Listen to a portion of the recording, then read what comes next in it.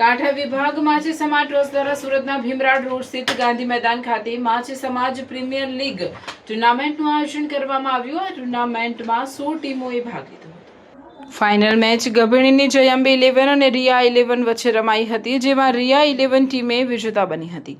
આ પ્રસંગે ડુમસના ઉદ્યોગપતિ તથા ટુર્નામેન્ટના કો-ફાઉન્ડર દીપકભાઈ ઇજારદાર વિશેષ ઉપસ્થિત રહ્યા હતા। કાર્યક્રમ દ્વારા ખેલકૂદની ભાવના અને સમાજમાં એકતા તથા ભાઈચારાનો સંદેશ પ્રસરિત થયો હતો। ફાઇનલ મેચ રમાયા પછી વિજેતા ટીમને ટ્રોફી એનાયત કરવામાં આવી હતી અને ચેક વિતરણ કરી તેમનો ઉત્સાહ વધારવામાં આવ્યો હતો। તમામ ખેલાડીઓએ ટુર્નામેન્ટમાં વિવિધ પ્રતિભા દર્શાવી, જેથી તેમને અલગ અલગ ઇનામો આપી તેમનો ઉત્સવ વધારવામાં આવ્યો અને સફળતાપૂર્વક ટુર્નામેન્ટનું સમાપન આયોજન કરવામાં આવ્યું। જેનું આયોજન સમસ્ત દરિયાકાંઠાના માછી સમાજના પ્રમુખ શ્રી કિશોરભાઈ પટેલે કર્યું છે। તે અહીંયા ગેરહાજર લાગે છે। અહીંયા એ મેદાનમાં લગભગ મેચ શરૂ થઈ ગઈ છે, એટલે જરા આયોજનમાં પડ્યા છે અને એમના સહઆયોજક બાજુમાં પરિવર્તન ટ્રસ્ટ પ્રકાશના એટલે પરિવર્તન ટ્રસ્ટ કોળી સમાજના પ્રમુખ સમસ્ત પ્રકાશભાઈ કોન્ટ્રાક્ટર એન્જિનિયર મારી બાજુમાં ઉપસ્થિત છે। આજે ગાંધી મેદાન જેમણે ગાંધીજીએ મહાત્મા ગાંધીજીએ રાષ્ટ્રપિતા શ્રીએ 1930માં બાઇટ્સ આપી હતી, જેમ હું આપી રહ્યો હતો એ ગ્રાઉન્ડ પર।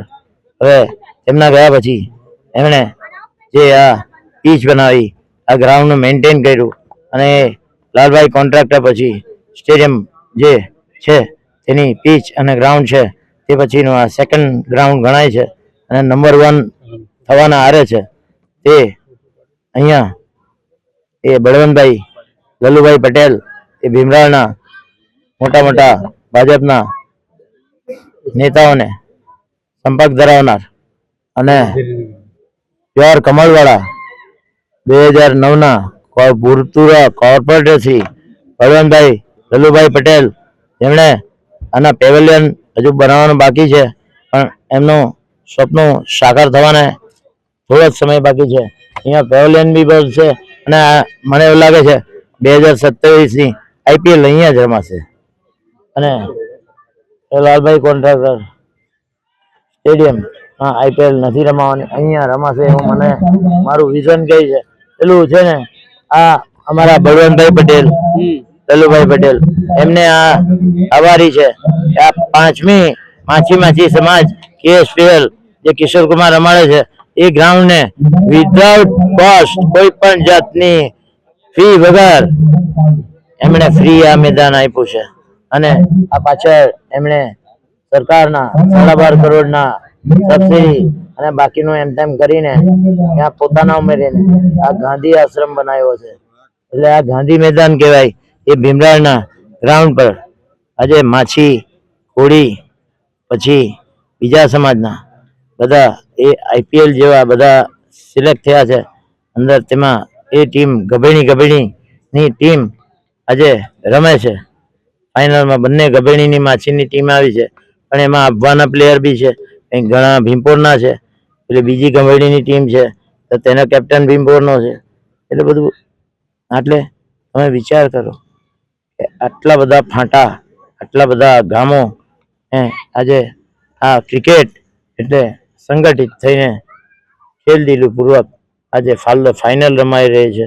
એટલે બધા જોઈન્ટ થઈને અને કોઈ પણ જાતના ભેદભાવ વગર બધા આજે ક્રિકેટ રમી રહ્યા છે અને તે લોકોએ એ રીતે આ ફાઇનલમાં આવવાનું એટલે આ રીતે સિલેક્ટ થવાનું એવું કે લાસ્ટ એમણે મેચ કંઈ ટાઈ થયેલી લાસ્ટ ઓવરમાં, તેમાં કંઈ સુપર ઓવરમાં કોઈ જીત્યું, એવી રીતે આજની મેચ રમવાનો બી બંને ટીમે વાદો કર્યો છે। તો તે સંજોગોમાં આ ફાઇનલ આપણે T20 વર્લ્ડ કપની એકદમ ટાઈટ અહીંયા પરિવર્તન સમાજ ટ્રસ્ટની એ દીપકભાઈ ઇજારદારની કપની 30મી જે ફાઇનલ રમાયેલી એમાં ભાઈ છેલ્લી ઘડી સુધી કઈ ટીમ જીતશે એ છેલ્લી ઓવર સુધી બી કંઈ નિશ્ચિતતા નહોતી અને જે જીતવાની તે હારી ગઈ એવું થયું। પણ બંને ટીમે ખેલદિલીપૂર્વક પછી મને બોલાવ્યો અને બંને ટીમે બધું ડિસ્ટ્રીબ્યુશન કરીને એ છોકરાઓ યંગ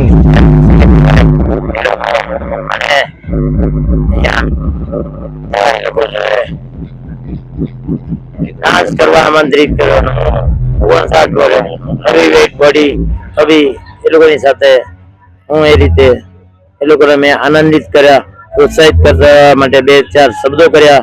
ઘડી આ બધા કાંઠા વિસ્તારમાં બધું ક્રિકેટ રમવાનું, બધી માતાજીઓ કે શમશાનનું આ બધું દાન કરવાનું પ્રયોજન એક જ છે કે એ લોકોને આ બધી પરિવર્તન ટ્રસ્ટ સમાજ અને એમની પરિવર્તન સમાજની સંસ્થા અને આ કિશોરભાઈ પટેલની આંટા વહેવા માછી સમાજની સંસ્થા દાન પર આધારિત છે.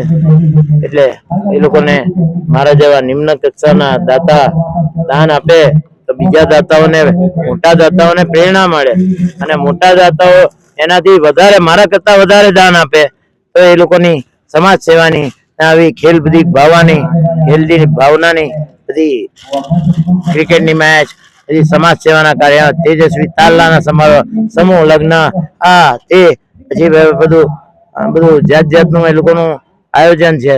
તે સમાજ સેવા માટે સમર્પિત એવા પ્રકાશભાઈ અને કિશોરભાઈ ની એવા બીજા ઘણા બધા જે આ સેવાધારી બનેલા છે અને પોતાનો સમય આપીને એ લોકો આ સમાજ સેવા માટે પ્રવૃત્તિ કરી રહ્યા છે નિસ્વાર્થપણે.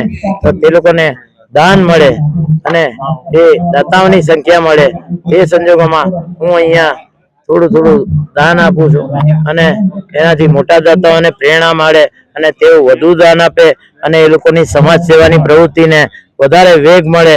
બુલેટ ટ્રેનની જેમ એ સમાજ સેવા ચાલે એવી રીતે ચાલે એવી શુભેચ્છાથી એ બધા દાતાઓને, મોટા દાતાઓને આમંત્રિત કરું છું કે આ લોકોને વધુ દાન મારા કરતા આપીને પ્રોત્સાહિત કરે.